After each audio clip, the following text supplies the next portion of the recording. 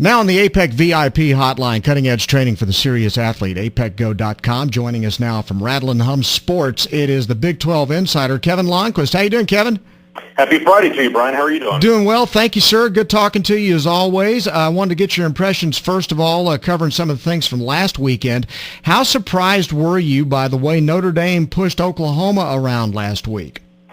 I was. I think what really stunned me was how well they did a great job against Oklahoma's running game. I mean, Damian Williams, I had talked about saying that he was one of the surprises of the season so far, was really shut down. And I think that really impacted what Oklahoma wanted to do as far as being balanced offensively. I think he was held to only 29 yards. So the Irish really won that game at the line of scrimmage between the trenches, if you will. And keep in mind, too, that Oklahoma has lost several players to injuries this year on that offensive line, three starters to be exact. And so in games like this, if you want to call them stand-up games, which this one was, against a team that plays as good a defense as Notre Dame does, I think that's where it really showed up, especially in the goal line packages situation. I know that Oklahoma was upset because they got the holding penalty late in the first half, which took away what would have been the tying touchdown.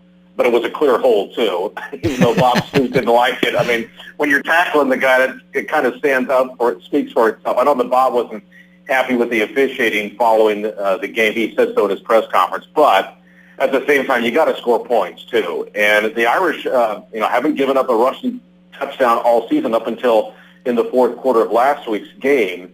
And there's a reason for that. I mean, they just, when it gets down to knuckling up, they really bring it to you. And it was a game in which I think the Notre Dame doubters were finally convinced this team was really for real because they had to go on the road and play at a big-time opponent, and they won there. And, really, I think as far as Oklahoma's concerned, I think there's a lot of head-scratching from their staff as to why can't we execute better and what's going wrong in these big-time games, especially in their building when they lose to K-State last month, or I should say late September, and losing to the Irish at home last week.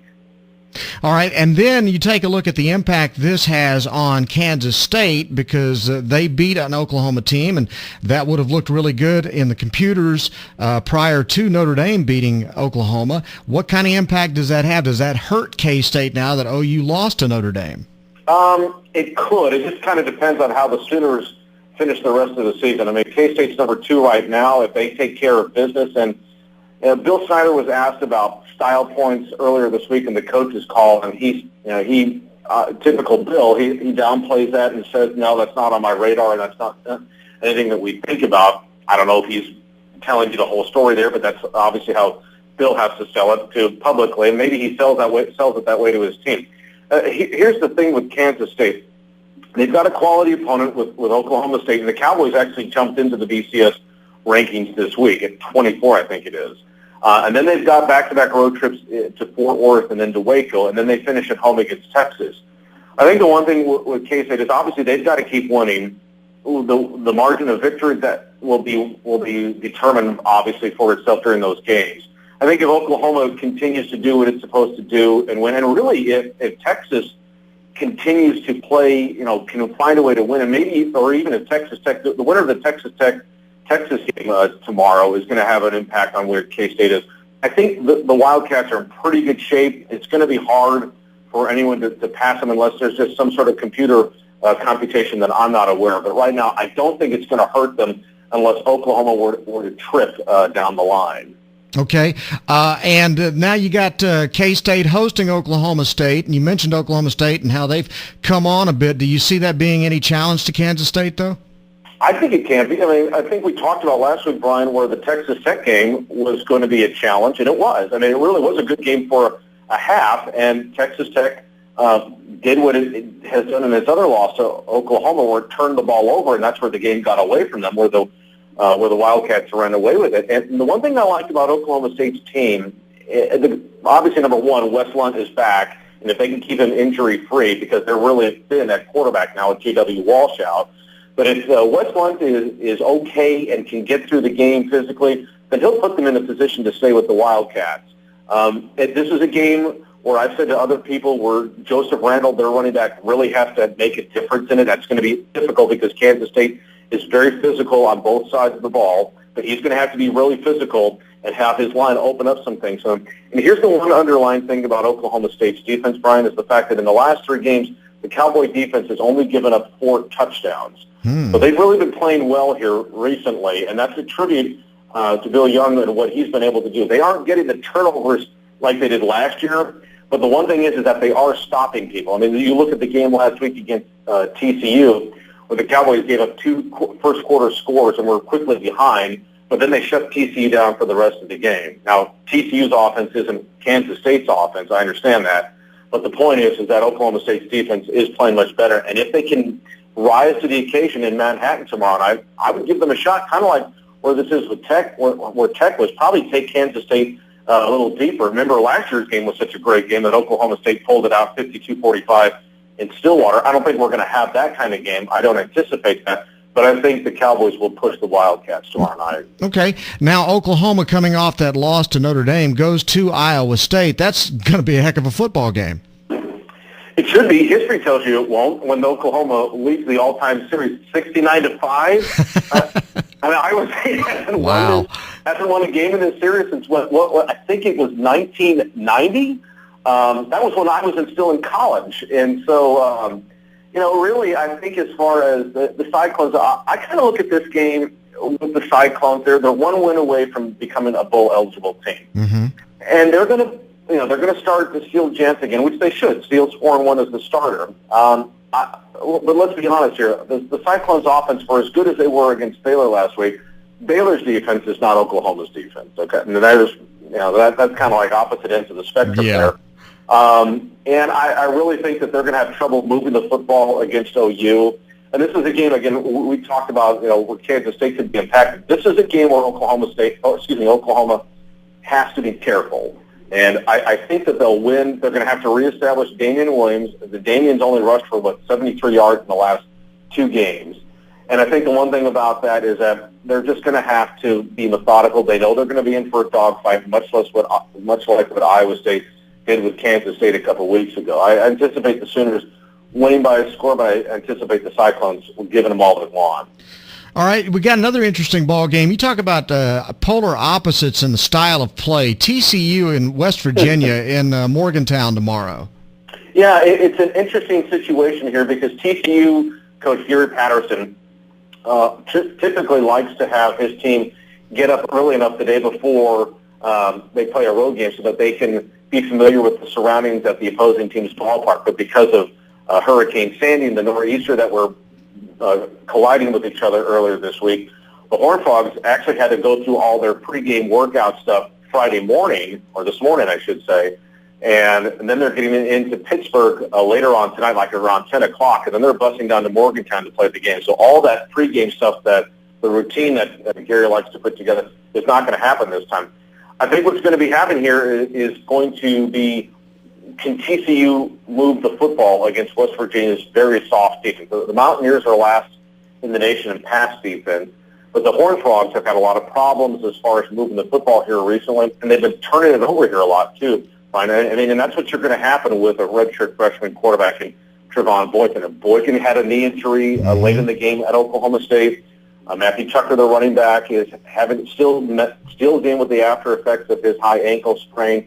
And then you've got the Stanley Mapanga, their defensive end, who's got the bad foot and hasn't played the last 2 weeks against Tech or against Oklahoma State. And it's kind of looking like the way that this is going. I don't know if Stanley's going to come back this year. And that's a really big loss for them up front defensively. They've had enough problems on that side of the ball, or both sides of the ball, really, but especially on their defensive front, where if they lose somebody like Stanley's ability for the balance of the season, they may not win a game this year. I think it's going to be one of those things for, as far as West Virginia is concerned, with Geno Smith, who was awful against Kansas State a couple weeks ago. I think the Mountaineers are hoping that the bye week that they had last week really did some things to maybe, improve their defense, kind of make some alterations and things like that.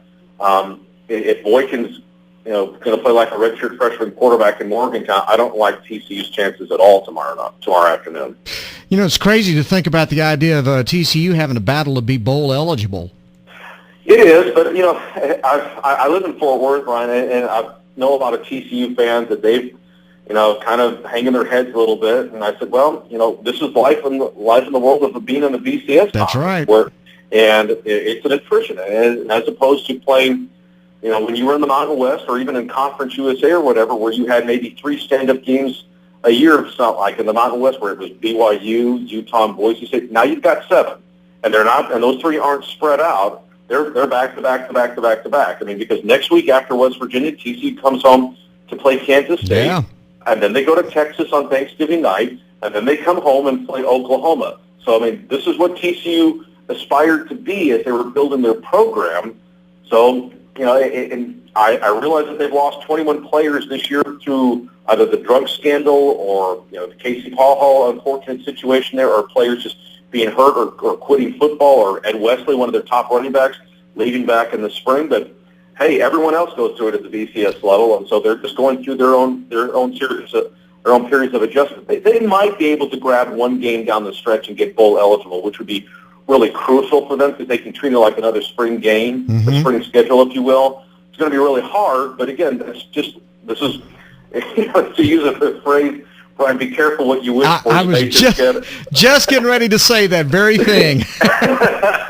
Be careful what you wish for. No, but look, if you're TCU, this is exactly where you want to be. So now they have to evaluate even the course of this year, the way they do their recruiting and the way they go through their offseason is, okay, we've gotten to where we want to be in a BCS conference, so how do we do it so that we're in contention for the conference championship year after year? Right. You're going to find it's very hard to do it. I mean, just look at it this way, too, Bryan. Oklahoma State won its first ever outright conference championship last year. First ever outright championship. Wow. Yeah, and it wasn't that long ago that we were watching TCU really struggling in the Southwest Conference. I mean, I think a lot of people forget how hard it was for TCU back in those days, back, in the prehistoric years of college football. So, anyway, all right, the last game, Texas and Texas Tech, and, things haven't really quieted down all that much in Austin, and I would think that if Texas loses at Tech, which is likely, it's just going to, the crowd noise is going to start to get a little bit loud again. Yeah, it's going to be hostile enough at Jones Stadium anyway tomorrow afternoon. But as some national pundits have said, Texas is the worst 2-loss team in the country, which it's kind of hard to dispute that. I mean, they haven't looked really good. They were pretty awful against Kansas last week. Kansas, I'll tell you one thing about Kansas's running game. It's really good, and that's been the one thing about their team that's been really consistent all year. The good news is that I think David Ash needs to be back as the starting quarterback for Texas. That's the good thing about that is because, everyone's going to have a bad half. And so the quarterback controversy is going to arise and say, can we really win with David, or do we have to go back to Case McCoy, who bailed him out last week? I think, at least for the time being, it was a good move to reestablish Ash as the starter and show some faith in that, because you've got to try and establish some stability at the position. Here's the one historical thing, though, Bryan, that's really neat about this, is that Jonathan Gray, the highly touted freshman running back for UT, who ran for 100 yards, his first 100-yard game last week, his father, James, was an All-Southwest Conference running back at Texas Tech under Spike Dike in the late 1980s. So it's going to be, and Jonathan's making his first career start tomorrow in Lubbock. So there's a little bit of irony and a little bit of pride there for the family for him to be making his first start, ironically, at his father's alma mater. I think the game will come down to, obviously, quarterback play, and I would definitely give Seth Deggy at Texas Tech the edge on that, just because Seth is a playmaker. I mean, he threw for over 300 yards against Kansas State last week, although some of it was probably in garbage time. But I just think that he's a better playmaker, and I certainly think that Tech, with its new uniforms, I don't know if you've seen them or not, but they're good-looking. They are good-looking ones, those Lone Star Pride uniforms, but they'll be on full display tomorrow. But I think that Tech will win this game. The one thing, though, to keep in mind, though, in this game is that if Texas can win this game, Bryan, is on the turnover ratio. As bad as Texas has been this year, they are number 2 in the conference in turnover ratio at +7, I think it is. And Tech, for all how well it has played defensively this year, the Red Raiders are 8th in the conference in turnover ratio at -4. And that's been the one thing that's really hurt the Red Raiders in their 2 losses. That they've been turning it over. They had 3 losses against. They had 3 in their loss to Oklahoma. They had 3 last week at K-State. So if they turn it over against the Longhorns, Texas is going to be in the game. But still, I like Texas Tech. Good stuff, Kevin. Hey, great talking to you as always on Fridays, buddy. Thank you. You like it. You have a great weekend. Hey, and you enjoy that LSU-Alabama game this weekend, too. You're talking about the worst two-loss team. I think LSU may be the worst one-loss team in the country offensively, so I'm not looking forward to this. All right. Well, it is in Baton Rouge, so. Yeah, well, let's hope that makes a difference. All right. Thanks, Bryan. You have a great weekend, okay? Take care, Kevin. Thank you very much. Kevin Lonnquist from Big 12, insider from Rattle and Hum Sports on Bryan Houston Sports Radio Live on 99.3 Talk FM.